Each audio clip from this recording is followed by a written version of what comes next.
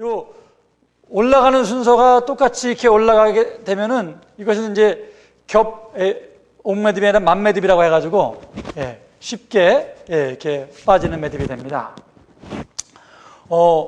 옷을 입을 때 순서를 잘못 입으면 아주 이상해지게 됩니다. 오늘 목사님 옷이 좀 괜찮아요? 안 괜찮아? 오늘 이것은 이제 일본에서 남자들이 결혼식 할 때 입는 옷입니다.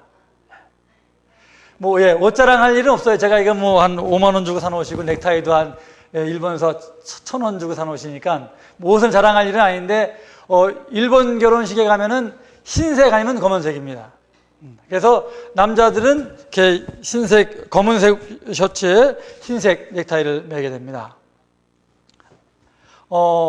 그리고 올 흰색만 입은 사람은 딱 한 명, 신부입니다. 그리고 신랑 옷도 검정. 그래서 일본 한복을 기모노라고 하잖아요. 일본 옷을. 기모노들 다 검정만 입습니다. 신부가 아닌 분들은 다 검정, 여자도 검정을 입고, 그 다음에 신랑도 검정색 계통을, 다 검정을 입어요. 오직 한 사람은 신부만. 그래서 정말 결혼식에 딱 보면 다 시커먼데, 물론 남자 양복 입은 사람은 이제 하얀 넥타이가 있긴 합니다만, 다 시커먼데 신부 한 사람만 딱 돋보이게 이렇게 결혼식을 하게 됩니다.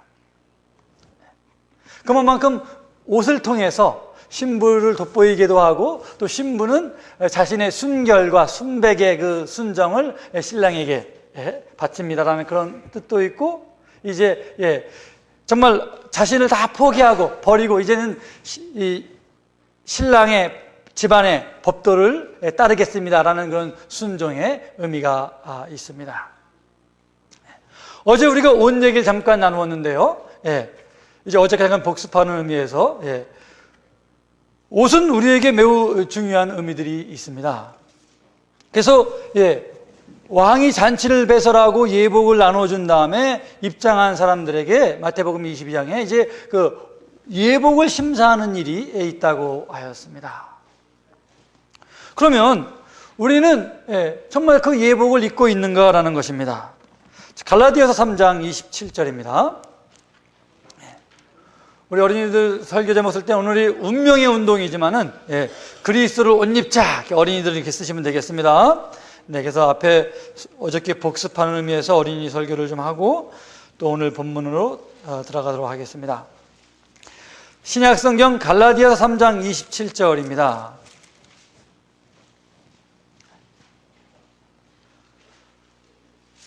26절부터 읽으면요. 너희가 다 믿음으로 말미암아 그리스도 예수 안에서 하나님의 아들이 되었으니 우리가 믿음으로 하나님의 아들이 되었습니다. 27절 누구든지 그리스도와 합하기 위하여 침례를 받은 자는 그리스도로 옷 입었느니라. 그럼 우리가 침례를 받은 성도들이니까는 그리스도로 옷 입었습니까? 우리는 그리스도로 옷을 입었습니다. 그리스도를 옷을 입었다는 얘기는 무슨 말인가? 골로새서 3장 8절로부터 보겠습니다. 자, 골로새서 3장 8절부터 있는 말씀입니다. 12절을 보려고 하는 것인데요. 그 배경 설명을 8절부터 하고 있습니다. 골로새서 3장 8절. 이제는 너희가 이 모든 것을 벗어버리라. 옷을 입으려면 벗어야지요. 곧 분함과 노여움과 악의와 비방과 너희 입에 부끄러운 말이라. 9절 너희가 서로 거짓말을 하지 말라. 옛사람과 그 행위를 벗어버리고 새 사람을 입었으니 새 사람을 입었다는 얘기가 그리스도를 입었다는 얘기입니다. 갈라디아서 3장 27절에 이는 자기를 창조하신 이의 형상을 따라 지식에까지 새롭게 하심을 입은 자니라. 12절 그러므로 너희는 하나님의 택하사 거룩하고 사랑받는 자처럼 긍휼과 자비와 겸손과 온유와 오래 참음을 옷 입고. 갈라디아서 3장 27절에는 그리스도를 옷 입으라고 했는데 여기 골로새서 3장 12절을 보니까는 그리스도처럼 하나님처럼 하나님의 택하신 거룩한 자처럼 사랑받는 자처럼 긍휼과 자비와 겸손과 온유와 오래 참음을 옷 입으라 이렇게 했습니다. 로마서 13장 14절 가보겠습니다. 로마서 13장 14절을 읽으려고 하는데 12절부터 그 배경 설명이 되고 있습니다. 13장 11절 또한 너희가 이 시기를 알거니와 자다가 깰 때가 벌써 되었으니 곧 이는 이제 우리의 구원이 처음 믿을 때보다 가까움이니라. 재림이 가까웠다는 얘기죠. 밤은 12절 밤이 깊고 낮이 가까웠으니 그러므로 우리가 어둠의 일을 벗고 빛의 갑옷을 입자. 빛이 뭡니까? 그리스도, 내가 세상의 빛이라고 하였습니다. 그리고 이 빛의 갑옷 하면 생각나는 게 뭐예요? 아담과 하와가 처음 창조함을 입었을 때에 빛의 옷을 입고 있었습니다. 하나님의 거룩한 임재의 상징인 빛의 옷을 입고 있는 것입니다. 나는 하나님의 옷을 입은 사람으로서, 그리스도의 옷을 입은 사람으로서 나의 삶 속에는 그리스도의 하나님의 임재의 영광이 있는가? 13절 낮에와 같이 단정히 행하고 방탕하거나 술 취하지 말며 음란하거나 허색하지 말며 다투거나 시기하지 말고 14절 오직 주 예수 그리스도로 옷 입고 정욕을 위하여 육신의 일을 도모하지 말라. 이것이 그리스도를 옷 입는다는 그러한 뜻이며, 마태복음 22장에 왕의 잔치를 배설하고 예복을 심사할 때 이 그리스도를 옷 입고 있는가라는 것을 심사하겠다라는 것입니다. 그리스도를 옷 입는 것은 믿음으로 하는 것입니다. 믿음으로 그리스도께서 마치 아담과 하와를 위하여 어린 짐승이 희생을 당하고 그 가죽옷을 벗겨서 아담과 하와의 벌거벗은 수치를 가리웠던 것처럼 우리가 예수 그리스도께서 십자가 달려 돌아가신 그 희생을 나를 위한 희생으로 믿고 받아들일 때에 아담과 하와를 위해서 어린 짐승이 잡히고 그 가죽옷이 그들의 수치를 가렸던 것처럼 예수 그리스도의 십자가의 의가 나에게 입혀진다는 것입니다. 그래서 누가복음 15장에 탕자가 돼지 냄새나고 누추한 옷을 입고 왔지만 아버지가 그 아들의 수치를 가리기 위해서 겉옷을 벗어서 아들의 수치를 가리워서 아들의 수치를 보이지 않게 했던 것처럼 오늘 하나님께서 우리에게 덮여주시는 의를 통해서 겉옷을 통해서 그리스도의 옷을 통해서 우리의 수치를 가리워 주시겠다는 것입니다. 그러므로 주님께서 조사심판, 재림전 심판, 의복을, 예복을 심사할 때 우리가 두려워할 것이 없는 것입니다. 이제 오늘의 말씀으로 넘어오면서요, 누가복음 14장의 말씀을 좀 먼저 보겠습니다. 누가복음 14장에는 아주 노래 가사로도 지어진 유명한 한 잔치의 이야기가 나옵니다. 큰 잔치, 아주 큰 잔치가 배설되었습니다.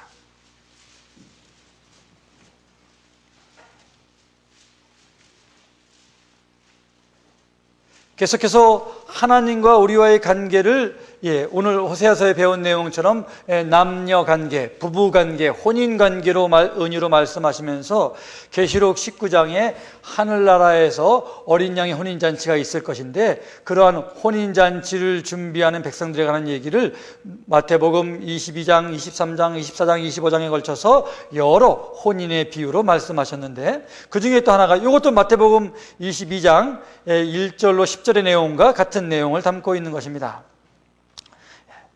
함께 먹는 사람 중에 하나가 이 말을 듣고 이르되 무릇 하나님의 나라에서 떡을 먹는 자는 복되도다 하니 이르되 어떤 사람이 큰 잔치를 베풀고 많은 사람을 청하였더니 잔치할 시각이 그 청하던 자들에게 종을 보내어 이르되 오소서 모든 것이 준비되었나이다 하매 다 일치하게 사양하여 한 사람은 이르되 나는 밭을 샀음에 아무래도 나아가 보아야겠으니 청컨대 나를 양해하도록 하라 하고 19절 또 한 사람은 이르되 나는 소 5겨리를 샀음에 시험하러 가니 청컨대 나를 양해하도록 하라 하고 또 한 사람은 이르되 나는 장가 들었으니 그러므로 가지 못하겠노라 하는지라.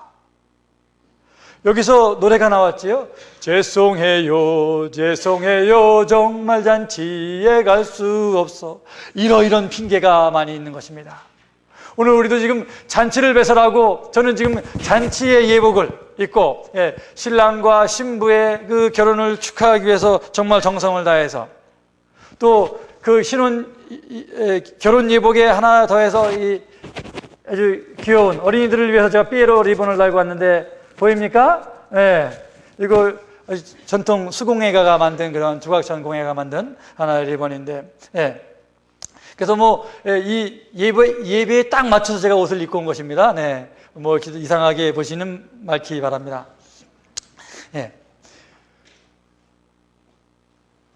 그래서 이 종들이 그 모든 내용을 주인에게 고하자 주인이 아주 속이 상했어요.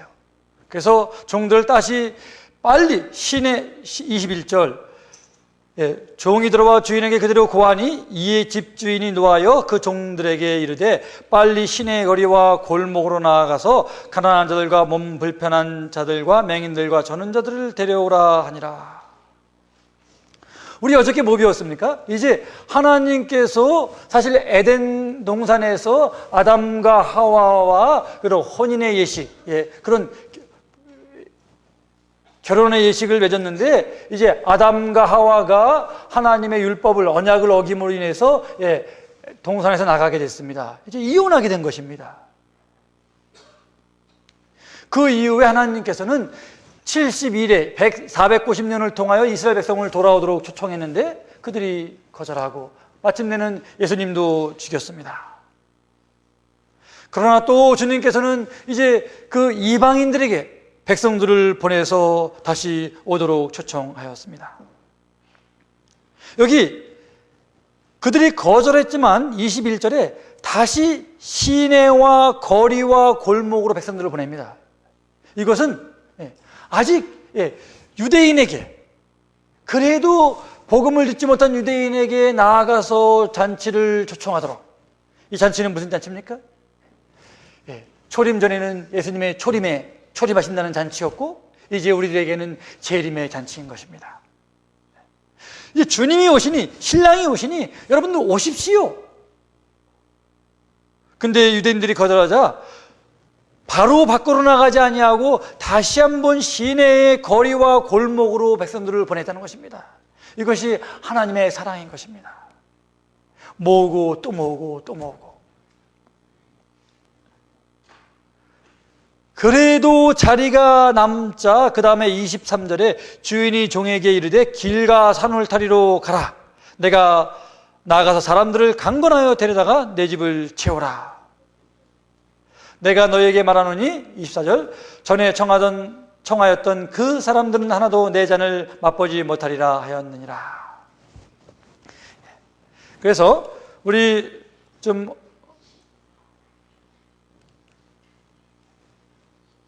어저께 좀 배웠던 내용들인데 여기 좀 보면요, 오늘 이제 계시록 14장에 세 천사의 기별을 배우게 될 것인데 이 세 천사의 기별을 어제 배운 마태복음 25장의 열처녀의 혼인잔치의 비유로 든다면은 1840년 내에 우리가 재림운동을 할 때 신랑을 마중나라는 운동이 있었고 그 다음에 지체되는 사건이 있었고 이제 1844년 봄에 이르러서 이제 임박함을 호소하는 보라 신랑이로다 맞으러 나오라는 그런 음성이 있었고 드디어 신랑이 1844년 도착했다는 것입니다. 그런데 지상에 도착한 것이 아니라 하늘 성소에 하늘의 혼인잔치 자리에 도착하셨고 이 지상에서는 다시 신랑을 마중하는 기다리는 그런 일이 있을 것을 말하고 있는 것입니다. 그래서 다시 한번 우리는 이제 신랑의 지체 시기에 살고 있으면서 세 천사의 기별 가운데는 셋째 천사의 기별의 시대에 살고 있다는 것입니다. 이제 다시 한번 계시록 18장의 힘센 천사의 기별, 세 천사의 기별을 보충하는 그 힘센 천사의 기별을 통해서 밤중 소리가 울려 퍼지게 될 것이고 그때에 늦은 비 성령이 임하게 될 것이며 드디어 은혜의 시기가 끝나면서 주님이 재림하실 것이다. 그래서 이 열처녀의 비유, 잔치의 비유가 반복해서 일어날 것을 성경은 말하고 있는 것입니다. 이제 그 내용들을 좀 이렇게 어저께 복잡하게 배워봤는데 오늘 넘어가야겠습니다. 예, 신랑이 더디어 오고 대실망이 있고 신랑이 도착하고 이제 이러한 내용들 저희가 설명을 좀 드렸고요. 예, 오늘은 그 길과 산울가부터 해보겠습니다. 그래서 여기 이 누가복음 14장 23절에 나타난 길과 산울가, 이것이 바로 오늘 계시록 14장에서 배우게 될 세 천사의 기별의 선포임을 말하고 있는 것입니다. 이제 계시록으로 넘어가 보겠습니다. 계시록 14장입니다.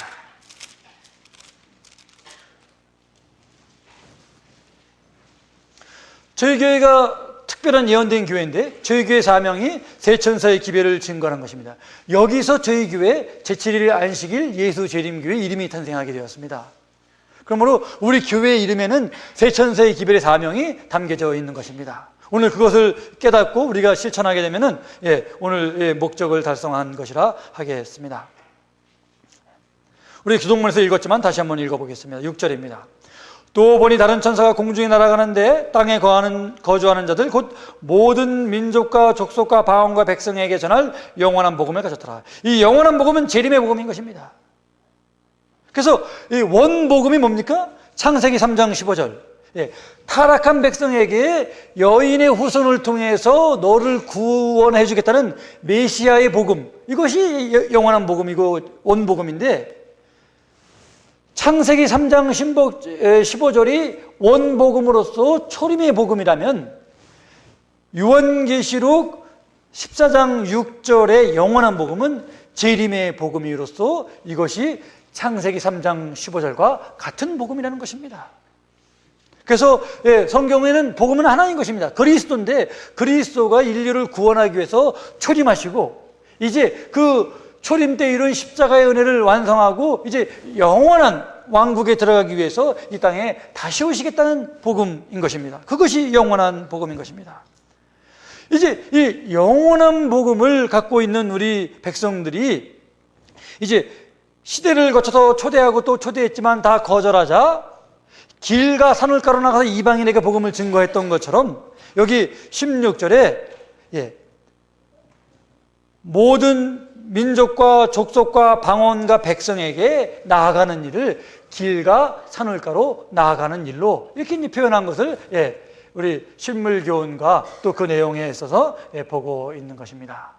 그래서 이 문자적으로 우리는 셋째 천사의 기별을 시대에 살고 있는데 이것은 누가복음 14장에 나타난 길과 산울가로 나가는 그러한 기별과 맥락을 같이 하고 있음을 보여주고 있는 것입니다. 그러면 이제 우리가 계명 하나하나를 좀 살펴보겠습니다. 잘 알고 있는 내용이지만 복습하는 의미에서 한번 되짚어 보겠습니다. 여기 6절의 천사, 이 천사는 기별자입니다. 기별자. 복음의 사자, 영원한 복음을 선포하는 일에 종사하는 모든 하나님의 성도들을 가리키는 것입니다. 여러 나라와 족속과 방언과 백성은 길과 산울가, 이방인들에게 나아갈 것을 말하고 있는 것입니다. 그래서 이 첫째 천사의 기별을 이렇게 교회 증언에 표현하고 있습니다. 공중에 날아간다는 이 일이 세계적인 것이며 신속하게 성장하고 발전할 것을 말하고 있는 것입니다. 저희 교단이 가장 늦게 탄생된 교단 가운데 하나입니다만 가장 많은 나라에 복음을 증거한 것은 결코 우연한 일이 아니며 세 천사의 기별이 힘차게 공중을 향해 날아가는 것처럼 그렇게 신속하고 온 세계적으로 전파될 것임을 나타내고 있는 것입니다. 그런데 제가 이번 그 4월 달 성경대회에 참석하면서 약간 좀 이야기입니다만 슬픈 좀 통계를 하나 보게 되었어요. 각 교회 이제 3대 성장 표를 보게 되었는데 저희 서중환합회에 199개 거기 이제 통계에 나와 있는 199교회 중에서 평균 출석생 100명 이상, 이제 우리 안산교회는 100명 이상이죠. 이런 교회가 몇 교회 있을 것 같습니까? 45교회밖에 없었어요. 25%. 200개 되는 교회 가운데 25%만이 평균 출석생 100명 이상의 교회였습니다. 저희 인도권은 100명 이하죠. 과거에 한번 100명 넘은 적이 있었어요. 요즘 이제 우리가 100명 목표를 지금 매진하고 있습니다. 근데 이제 우리 안산은 이미 100명이 지났으니 몇 명 목표로 가야겠습니까? 200명. 근데 서종환 앞에서 200명 이상 교회는 몇 교회나 될까요? 지방 앞에는 한두 교회밖에 없습니다. 그런데 서종환 앞에는 15교회, 상위 10%의 교회만이 200명 이상 출석하는 교회입니다. 근데 우리가 도전이 되는 것은 강남 지역에는 15개 교회 중에서 딱 한 교회밖에 없습니다. 14교회는 다 삼육대학을 중심으로 남양주, 주주에 다 있고 딱 한 교회만이 강남에. 그래서 우리는 인도권은 100 플러스 100, 100을 달성한 다음에 성전을 리모델링 하든지 재건축을 해가지고 그 성전에 다시 100명을 채워서 강남에서 우리도 200명대의 교회에 진입하게 되자 하는 것입니다. 그러면 이제 부목사도 받게 되고 또 이렇게 덕망 있고 훌륭한 목사님도 이렇게 받아볼 수 있는 이제 기회가 되는 것입니다. 우리 인도권은 늘 작은 교회다 보니까 누구만 받아요? 갓 안수 목사 받고 온 분들만 받거나 아니면 전도사를 받습니다. 그래서 아마 인도권 교회 창립 이후 30년 역사상 제가 온 게 그나마 연차 있는 목사가 온 거예요. 계속해서 안수 목사만, 안수 받고 바로 오시는 목사만 맞습니다. 그것이 나쁘다는 것이 아니라 때로는 교회가 덕망 있고 연륜 있는 목사님을 통해서 지도를 받을 필요도 있는 것입니다. 근데 그런 기회 자체를 놓치게 되는 것입니다. 성도들이 큰 손실이죠. 이제 우리 안산교회도 200명 출석을 통해서 이 성전을 가득 채우고, 성도 여러분, 내가 임대업자라는 빌딩주라고 생각을 하고 여기가 200명, 300명이 들어갈 수 있는데 100명밖에 안 들어갔다면 그 빌딩 임대 수입이 얼마나 손실이 큽니까? 어느 임대업자가 자기 임대 빌딩에 절반밖에 안 찼는데 임대 수익이 1억이면 절반이면 5천만 원 손해보는 건데 매월 5천만 원씩 손해보고 두 자리 뻗고 자겠습니까? 정말 우리에게 오늘 도전이 필요한 것입니다. 거룩한 헌금을 들여서 이 성전을 지었는데 가득 채워야지요. 이제 여기 뭡니까? 시내 곳곳으로 골목으로 갔는데도 이 잔치 자석이 차지 않자 어디로 나가라는 얘기입니까? 길가 산울가로 나가라는 것입니다. 그래서 하나님의 백성들을 이제 이 세상 밖으로 몰아서 우리 구역반에 가득 차지 않으면 더 넓은 곳으로, 더 먼 곳으로 나가서 성도들 가득 채우라는 것입니다. 이것이 주님의 명령이고 이것이 그들에게, 죽어가는 백성들에게 전할 주님이 다시 오신다는 영원한 기별인 것입니다. 이제 이 영원한 기별을 증거하는 첫 번째 전사의 기별은 창조주를 경배하라는 것입니다. 곧 재림하실 예수 그리스도를 소개하는 것입니다. 그러면 창조주를 어떻게 경배합니까? 안식일을 기억하여 거룩히 지킴으로. 안식일은 창조의 기념일이지 않습니까? 그러므로 안식일을 통해서 창조주를 경배하게 되는 것입니다.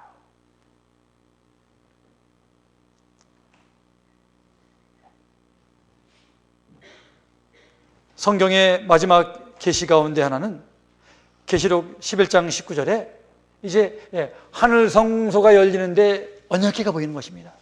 이제 지성수가 보이는 것입니다.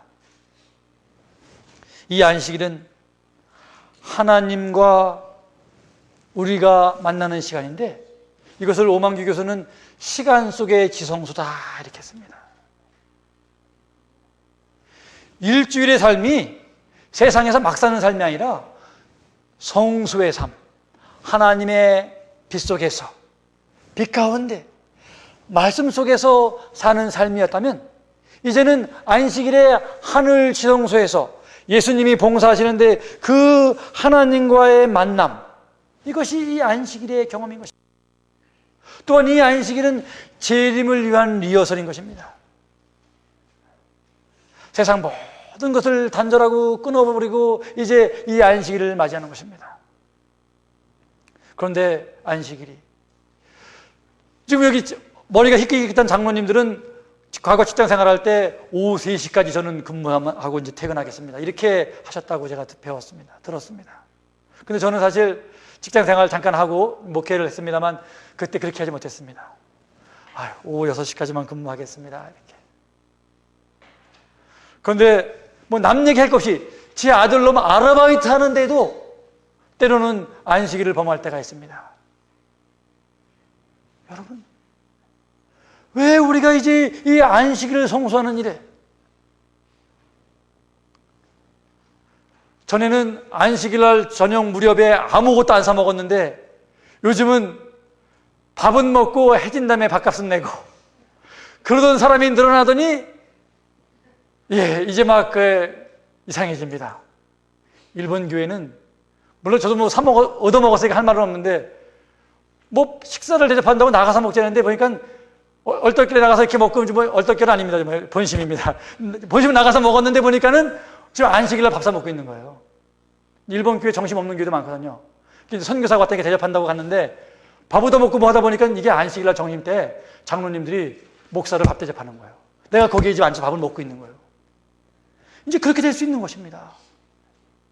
지금 우리가 이 안식일의 시간들이 위협받고 있는 것입니다.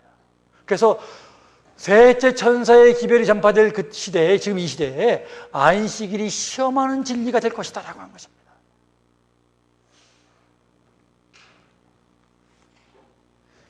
둘째 천사의 기별은 이제 1844년 봄에부터 시작이 되었고 이제 여름 7월 운동을 통해서 절정을 이루게 되었는데 그 당시 밀로의 재림운동을 추종하지 않던 사람들도 감리교나 장로교 이런 교회에서도 이 운동을 적극 반대하지 않았습니다. 왜냐하면 이러한 운동을 통해서 감리교회와 장로교회는 각각 4만 명, 5만 명씩 신도가 성장했습니다. 그러니 이게 좀 불안한 운동이고 좀 위험스러운 운동같이 보이는데 자기네 교회 성도들이 성장을 하니까는 좀 두고 보자 한 것입니다. 그런데 이제 1844년 봄을 지나가면서 연도 계산과 시기를 정하는 일과 이제 1844년 10월 21일에 주님이 재림한다는 그런 운동이 점점 고조되자 이거 역시 이상해 하면서 이제 장감리 교회에서 재림운동하는 사람들을 배척하기 시작하고 거부하기 시작했습니다. 이제 그때 그 전까지는 천주교회만, 로마 가톨릭 교회만 바벨론으로 규정하고 그들에게서 나오라고 초청했었는데 이제 1844년 봄을 지나고 7월 운동이 벌어지면서는 이제 개신교회들도 이게 바벨론이다. 거기서 나와야겠다. 이렇게 해서 거기서 나오라는 운동이 있었고 약 5만 명 정도가 나오게 되었습니다. 이것을 이제 둘째 천사의 기별로 보게 되는 것입니다. 그 일을 통해서 이제 1차적으로 손님이 가득 차게 되었고 신랑은 도착했습니다. 그러나 이 땅은 아니었고 하늘 잔치에 신랑이 도착하게 되었습니다. 이 땅에서는 대실망을 겪었지만 다시 예언하는 일을 통하여 이 일이 반복될 것을 배우게 되었고 우리는 다시 이제 재림하실 주님을 기다리는 지체의 시기에 우리는 살고 있는 것입니다.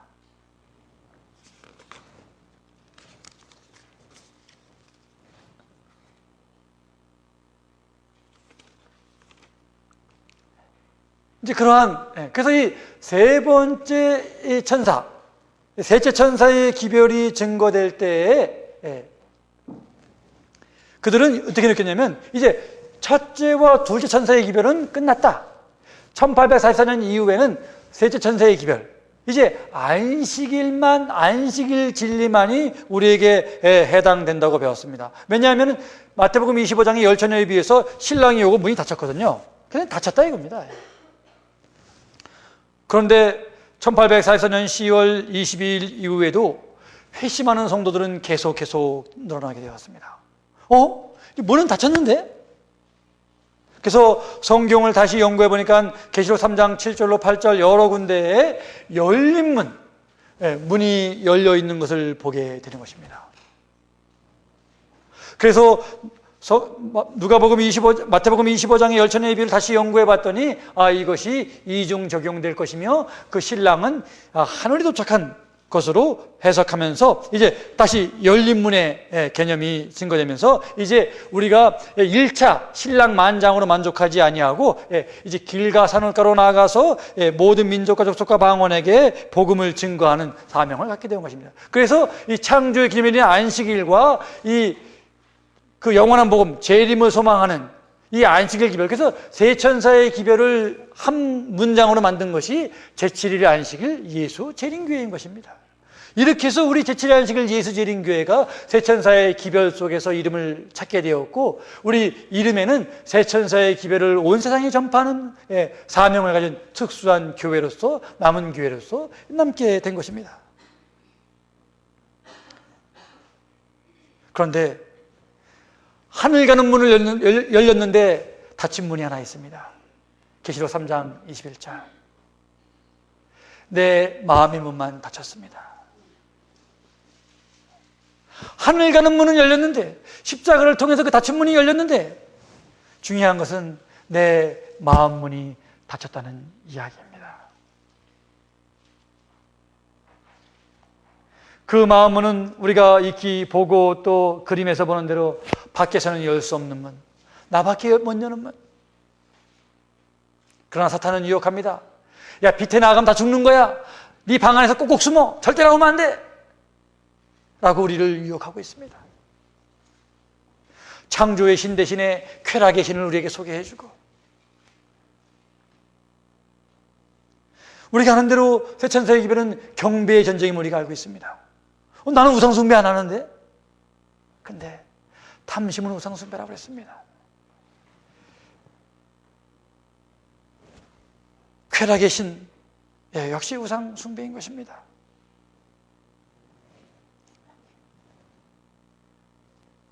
안식일 쉰다고 우리가 하루만 손해보는 것은 결코 아닌 것입니다. 제가 85년도에 재수할 때 친구가 이제 고등학교 졸업하고 공장에서 일을 했는데, 안식일 날 하루 온다고 회사에서 손해보는 거 3일치를 까더라고요. 이건 6일 일해가지고 3일치 월급 받는 거예요. 그러고도 안식일을 지켰지요. 그럴 만한 가치가 있는 것이었습니다. 그런데 이제 그런 손해 못 보겠다는 것입니다. 내가 왜 불이익을 당해야 돼? 저희 아들로 하는 얘기가, 너 아르바이트 고3 겨울방학 끝나고 아르바이트 했는데 왜 방에서 빈둥빈둥 노니? 원래 시급이 5,000원인데 내가 안식일 지킨다니까 4,000원밖에 안 준대. 나 그래서 안 해. 내가 왜 불이익을 당해야 돼?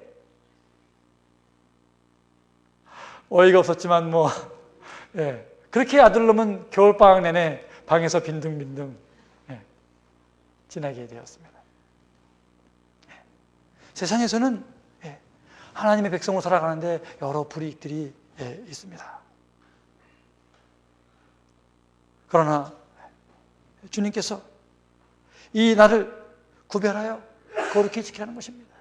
이제 이 날을 한 날을 떼어놓으면서 세상과 이별하는 훈련을 하는 것입니다. 우리가 아는 대로 작은 것 떼어놓지 못하면 큰 것도 떼어놓지 못하는 것입니다. 우리가 매주 이 세상과 결별하는 연습을 하지 않고서는 주님 재림하시는 날 우리가 세상 모든 거 다 버리고 하늘에 갈 수가 없는 것입니다. 또한 우리가 과거에 안식일 기별을, 이 셋째 천사의 기별 한번 읽어볼까요? 계시록 14장 9절. 또 다른 천사 곧 셋째가 그 뒤를 따라 큰 음성으로 이르되, 만일 누구든지 짐승과 그 우상에게 경배하고 이마에나 손에 표를 받으면, 표를 받는 것 무엇입니까? 하나님의 표, 안식일, 짐승의 표, 일요일, 이렇게 해서 인간이 만든 제도를 숭배하는 것. 그래서 일요일이 문제가 아니라 인간이 만든 제도를 숭배하는 것이 이제 짐승의 표인 것입니다. 인본주의에서 나오라는 것입니다. 근데 우리는 이 기별을 증거하면서 안식일은 증거했는데 안식일의 주인인 예수는 잊었습니다. 그래서 우리가 율법주의자라고 과거 우리 신앙할 때 지탄을 받은 것이 그러한 내용인 것입니다.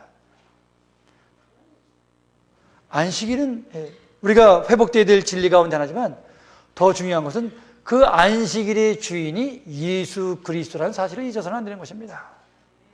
그런 의미에서 이 셋째 천사의 기별이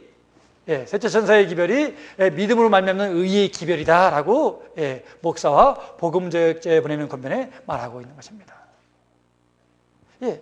그래서 이 1888년 미네아폴리스 대총회 때에 주제를 삼았던 네 개가 뭐였냐면 우리의 죄를 위해 십자가에 돌아가신 예수 그리스도를 탐구하는 것이었습니다. 두 번째는 죽음에서 부활하신 예수 그리스도를 연구하는 것이었습니다.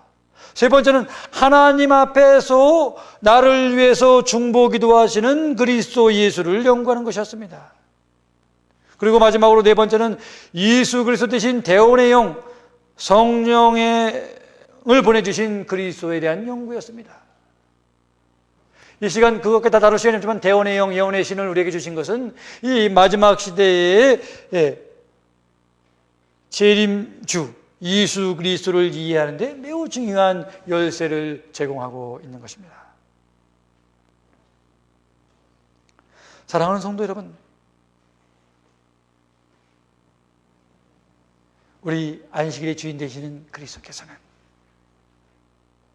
마태복음 25장에 암탉이 24장에 암탉이 병아리들을 모으듯이 내가 너희들을 모으려고 한 적이 몇 번이었더냐.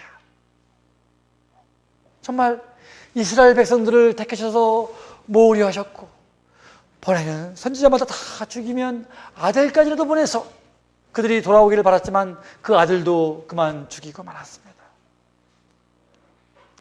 이제 그 기별을 이방인들에게 증거했지만 그들은 또 제자들을 죽이고 또 제3의 세력들 이교로마들을 통해서 이제 하나님의 백성들을 핍박하고 또 핍박하였습니다. 그럼에도 불구하고 하나님께서는 안식일의 주인 되시는 예수 그리스도께서는 이 백성을 모으는 일을 멈추지 아니하시고 이제 재림이 임박한 이 마지막 시대에 한 백성을 택하셨는데 그것이 바로 제7일 안식일 예수 재림 교인인 것입니다. 이제 이 백성을 통해서 길과 산울가로 모든 민족과 족속과 방언에게 나아갈 것을 말하고 있는 것입니다. 성도 여러분, 그러나 불행하게도 비유의 이야기처럼 지금은 영적인 한밤중인 것입니다. 매우 슬프지요? 종종 그럽니다. 우리 진리교회라는 교회가 왜 한밤중 같습니까? 라고 말을 하는 성도들이 있습니다. 제가 말한 대로 200교회 중에서 그거밖에 안 되는 거예요. 100명, 200명 나오는 교회가. 왜 이렇습니까? 한밤중에 기별이 증거됐던 것처럼 밤중 소리가 울려 퍼졌던 것처럼 이제 이 영적인 한밤중에 보라 신랑이로다 맞으러 나오라고 외칠 분은 바로 여러분과 저인 것입니다. 우리는 종종 세 천사의 기별이 또 늦은 비 성령이 집단적으로 내릴 것을 이해하고 또 배웠습니다. 그런데 여기 이렇게 표현하고 있습니다. 교회들이 살아서 일하는 교회들이 될 때 그들의 신실한 요구에 대한 응답으로 성령께서 주신 바 될 것이다. 일하는 교회에 부어져 있다는 것입니다. 그때 하늘의 창문은 늦은 비의 소나기를 위해서 열려질 것이다. 리비앤 헤랄드 있는 말씀입니다. 그리고 이것은 집단적 경험이라기보다 개인적 경험이 될 것이다. 혹시 우리들은 교회 전체가 부흥하게 되기를 바라고 있는가? 그러한 때는 결코 오지 않을 것이다. 교회 안에서는 회개하지 않은 자들이 있으며 열렬하고 힘있는 기도에 연합하지 않는 자들이 있을 것이다. 우리는 개별적으로 사업에 투신하여야 한다. 가르법은 기별 1권 122쪽에 있는 말씀인 것입니다. 그렇습니다. 집단적인 어떤 늦은 비 성령의 부흥을 고대하고 지금도 기다리고 계십니까? 오늘 회심한 한 영혼을 주님께서는 기다리고 계신 것입니다. 모든 시대에 보면은 남은 무리 가운데 회심한 한 영혼이 세상을 변화시키신 것입니다. 오늘 주님이 바로 저와 여러분에게 이 성령을 받은 한 영혼이 되기를 바라고 계십니다. 하나님께서는 우리에게 당신의 축복을 허락하시는 약속에 대한 조건들을 성취시키는 것은 우리가 해야 할 일이며, 그 조건들이란 죄에 대한 자복, 겸비, 회개 및 열렬한 기도이다. 신앙 부흥은 오직 기도에 대한 응답으로 기대할 필요가 있다. 가랴 부분 기별 1권에 있는 말씀입니다.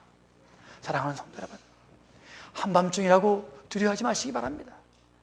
주님께서 이제 우리의 사명을 감당하도록 성령을 보내주셨고, 이제 문 앞에 서서 우리 마음의 문을 노크하고 계십니다. 하늘 가는 모든 문은 열렸습니다.